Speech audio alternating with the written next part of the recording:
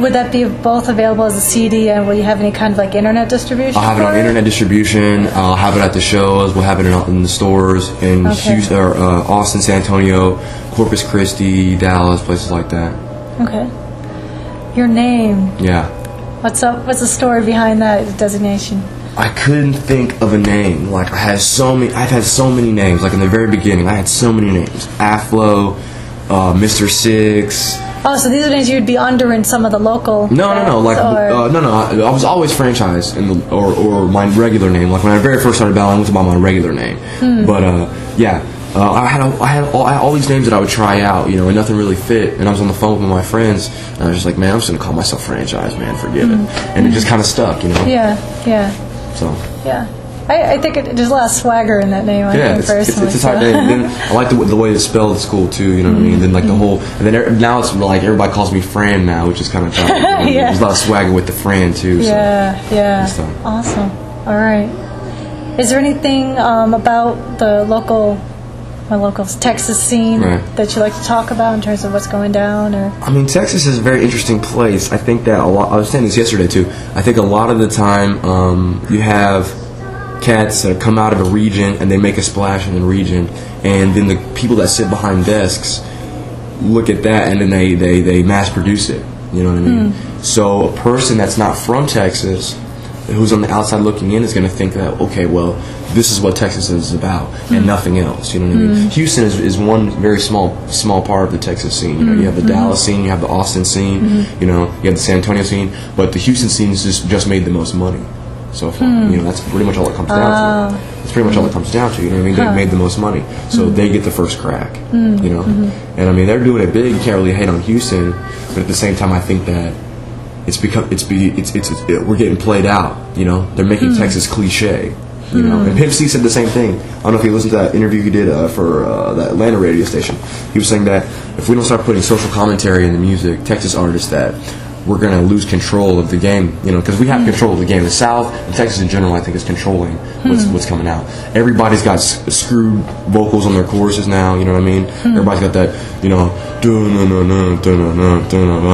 dun. That's all Texas, you know what I mean? That's all Texas. Before, you know what I mean? That's all Texas.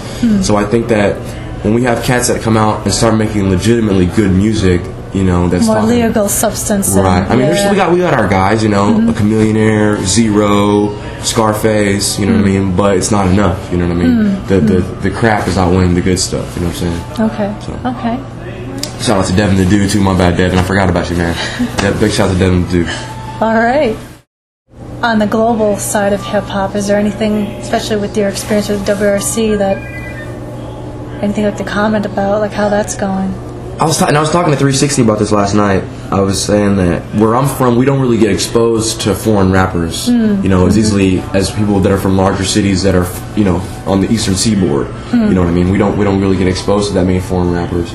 So I wasn't really checking for any foreign rappers. I respect what they do, but it's not. You're like, But after this, I told Ark and and 360 and Ando, I've gained a totally new respect for foreign MCs. You know what I mean? Like those guys, man, they get it in, you know what I mean? They get it in. Yeah. So you gotta love it. And I was telling Erg and Ark last night, I was like, man, you guys have a real big chance to do something really big, because where you're from, if you can do it right, and get all your ducks in a row, you can make a lot of money. You know what I mean? You can make a lot of money, because there really hasn't been a UK artist that really has really popped over here. You know what I mean? They've packaged people and they've sent them over, but they've not you know what I mean? Do you think so? You think like Archaic and Erg might have enough mass appeal, or maybe a strong appeal, at least on the underground level? Yeah, I mean, it's you never know who's gonna come through the surface. You know what I mean? Yeah. But underground,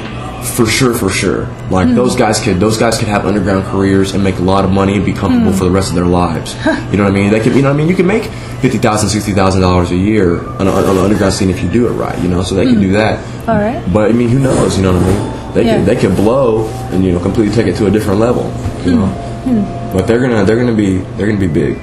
And Anecdote 362.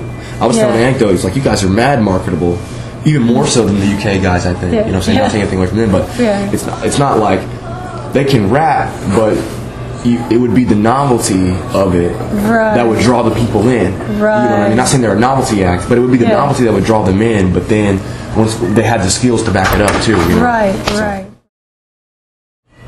Well, congratulations for making it to this level. Yeah.